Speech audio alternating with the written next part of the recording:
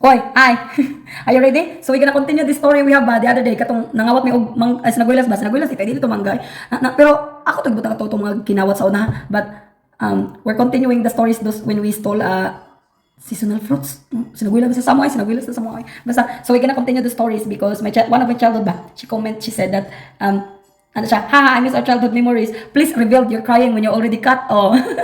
Oo, uy. When those time that we ran ba, di ba, nalaman ko to be continue. So, when those time that we ran ba, cause the owner really, I find out ba that there is a thief on the ground ba, no? So, when the owner said that there's a thief in the ground, so, 3 each way. So, 3 each way man to, no?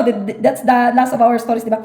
3 each way. The other way, the other way is me and our gay childhood and this person who comment and then I'll just say her name because anyway siya already comment so mula April nag-comment man ka o i-reveal na lang takabuanga ka para dagan ta bitaw ang akong childhood kay si April April kana nag-comment dia ba muna siya diha nya muto tulomi katong bayot ako di lang ako i-reveal ang bayot ko wala ka man siya ni-comment o nya busy pa beto siya channel niya kana di sa ko ganahan na i-reveal na ako siya ba kay basi mawo di siya ba watak balo di ba muna diha so tulomi diri padong then ako igagaw then duhan ako ka childhood na lalaki the other way sus kay pagdagan na mo so dagan mi I want to speak English oy but sometimes really I forget the English but so please understand oy there will be really English and then Bisaya no English Bisaya understand na so pagdagan na mo when we run there is a youngs like maybe the sons of the owners or whatsoever or the neighborhood help each other because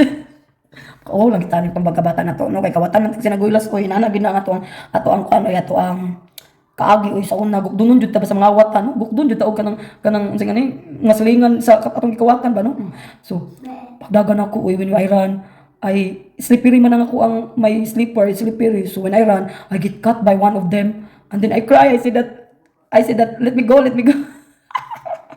oh, I cry and say, let me go. And then the two child that I have is in the top already looking at me. And then they was like, should they go or not?